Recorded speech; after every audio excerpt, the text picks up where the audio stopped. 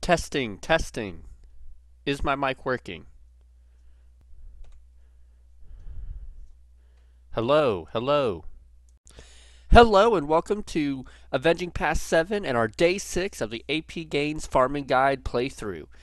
As you saw just a second ago, I had to test my mic because yesterday I recorded a full video without testing my mic and uploaded the full video with no sound at all. So for those of you who stuck around for I think 44 seconds, thank you for doing so. To see our Sonic, thanks for reaching out and alerting me, letting me know about that. I'm sorry, but here we are today. I've tested my mic; it should be working. Let's get into it.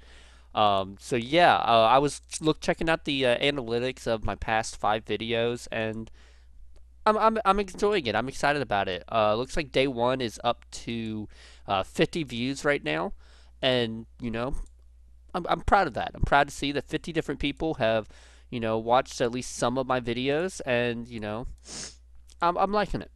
So I'm gonna keep doing it. I'm gonna keep at this, see how long I can go. I was thinking the other day about what should I do about Thanksgiving and Christmas because I do have plans to travel around that time. And so, what do I need to do, or what will I do to keep recording videos? Because I don't want to stop recording videos just because I travel. So I might try and use my laptop for that, and get around some things, or I might see about maybe pre-record. I don't really know if I can pre-record videos too much, because it is a free-to-play account, and I'm not going to spend money on it. So we'll see, and we'll figure something out when it comes time for that. Um, I got back to streaming again last night. It's been a while. Let's see. I think old Ben is the next one I can farm. Um, it had been a little while since I got up the energy to stream, and so last night I streamed some Halo Infinite with a friend of mine and had some fun.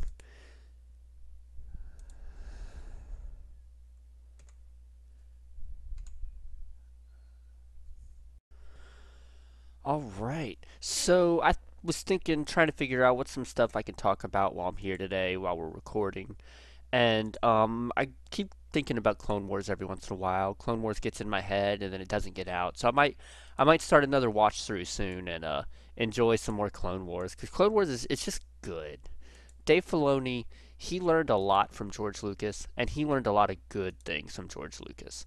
Um, and his favorite Jedi, if you didn't know, is Plo Koon. So there's a couple really cool, really good Plo Koon episodes where he's just a good Jedi. He's a caring Jedi, and you can really. I'm excited for Tales of the Jedi because we'll get to see him discover Ahsoka as a child and how he brings her to the Jedi Temple and begins her training. And so I'm excited about that because Dave Filoni loves Plo Koon, and Dave Filoni loves Ahsoka. So I'm excited to see more Plo Koon and more Ahsoka brought to us by Dave Filoni. Oh, there goes my cat. Um, so I need to fill a gear slot, but I don't want to build up any of these characters that I don't need to right now. So let's see. We'll build some Ahsoka, and her focus slash is really good. One of the best things about Ahsoka's basic, if you haven't used her in a long time or you're new to the game, is Ahsoka's basic can dispel buffs, and that makes it very useful. Um, but back to Clone Wars. Um, Dave Filoni loves those two characters. He has them in a lot of stuff, and of course, Ahsoka he's bringing over into so many different projects with Mandalorian, giving her her own show. Let's see. I mean, she was also in Boba Fett because of the Mandalorian. So he's gonna love. I mean, just like I feel like you can tell that Kathleen Kennedy prefers or likes her Star Wars characters over George Lucas's. Um, it kind of looks like the Andor show is going to have a higher production quality than the Kenobi show. Um, the Mandalorian is. I really feel like it's more Dave Filoni's character, Dave Filoni and Jon Favreau, but Kathleen Kennedy was or is president of Lucasfilm when he was created, and I feel like you can tell which characters Star Wars, the company likes more based on the production quality or the attention given to those shows. And so, you know, I I don't like it because people still like Boba Fett. Give him a good show. People wanted, justification. And here's what I think. I don't think I've heard anyone talk about it before, but we're gonna get into some Boba Fett talk. All right, so Disney Plus, the Book of Boba Fett. Why did people not like it? And I have my theories. I think that people did not like the Book of Boba Fett because it did not justify the fact that they were fans of Boba Fett. And here's what I mean by that. Back now, obviously, I'm only 24, so I was not around for Empire Strikes Back or Return of the Jedi. However, I've seen all the Star Wars. I grew up watching Star Wars. My dad was there. And here's what I think. People became fans of Boba Fett because there was a mysterious character. He didn't remove his helmet. He barely spoke, but he was awesome. He took Han Solo to Jabba the Hutt. We hadn't even seen Jabba the Hutt at that point since he wasn't in the original cut of the first movie. So, who is Jabba the Hutt and what's up with this Boba Fett guy? He's working with Darth Vader. He has this beef with Han. What's going on? And then we get to the Return of the Jedi, and hit in the back jetpack and knocked over, falls into the Sarlacc pit. Okay, cool. But people still liked him. He still had cool toys. He still looked cool, and so people liked Boba Fett. And they wanted, coming into Book of Boba Fett, they wanted, I kind of feel like, justification for why they liked Boba Fett.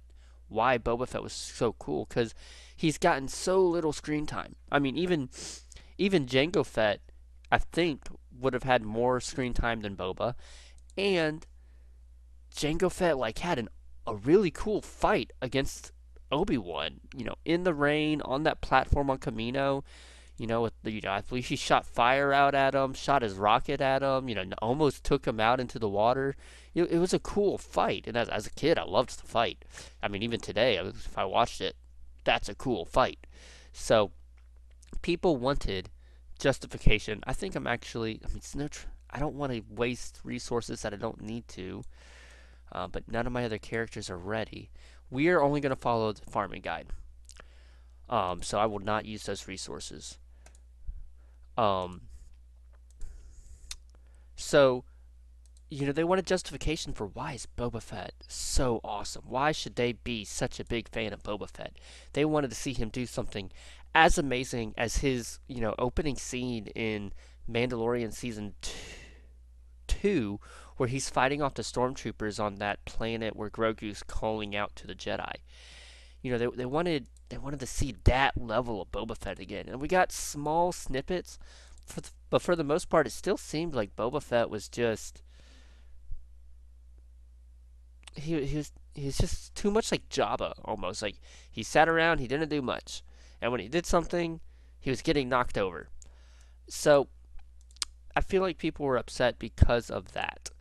And I feel bad for, the big Boba Fett fans, because he should have had an amazing show where, he should have been a bounty hunter. He shouldn't have been some daimyo. He shouldn't have been trying to replace Jabba.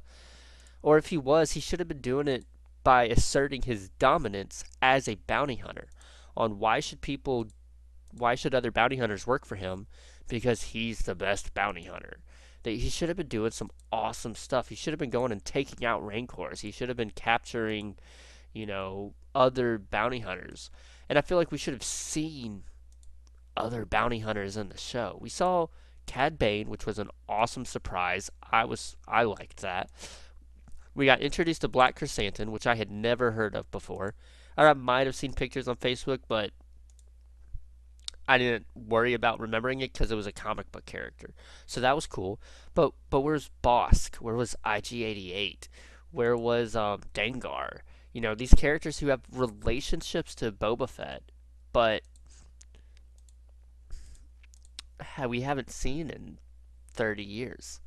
So I feel like that's why a lot of people might have been upset, but maybe not realize is, or been able to vocalize it in that way is there was no justification for being a super fan of Boba Fett, and I hate that for him. I mean, super fan of Ahsoka, you get a lot of Ahsoka. You get to see her um, throughout Clone Wars, throughout Rebels, now throughout Mandalorian, it looks like, and now she's getting her own show. So, if you're a Ahsoka super fan, this is the time to be an Ahsoka fan. And, you know, I like it because I'm a super fan for Ahsoka. You know, I have been, we're at almost at the point of our parents with being a fan of the animated series, in that we're coming up on, like, the series been around for almost 20 years, if not already has been, and now, I mean, I don't have any kids, but we're coming up on that point where children of the animated series could be having kids now, and now they can take their kids, or sit down with their kids to watch the Ahsoka series. And so that's really cool. I like that. And I'm excited about it. Because, I mean, Ahsoka series is supposed to be basically Rebel Season 5. Where's Ezra? Saving Ezra. And it's like, that's what I'm here for. I'm here for for more Rebels. Which I'll tell you about my experience with Rebels. Because I think I have an interesting experience with Rebels. I watched the first season, started the second season, and I think that's when went off to college and didn't keep up with it. So, but every once in a while I was hearing some interesting things about it. I'm like, oh, that's cool. And when the Obi-Wan versus Darth Maul episode came out, I sat down, I looked it up and I watched that because, like, I need to see that. That sounded amazing, and it was. It was worth it. Um, but I didn't, and I think I also made sure to watch the Ahsoka versus Darth Vader episode as well, because, like, again, Ahsoka versus Darth Vader, that is epic, and it was an epic episode. Um, but then we come down to, like, I didn't keep watching the show, and I heard things about the ending. I was like, that's an interesting ending. I don't understand. Um, and then earlier this year, I was like, I need to sit down and watch Rebels, especially with the Ahsoka series coming out and me not knowing the ending of Rebels or having seen this whole show. So I sat down and watched it, and man, was that a good show. It has its moments where it is a children's show. It has a children's plot. But then it gets into, like, nah, this is a Star Wars show. It gets deep. It has emotion. It has loss. It has love.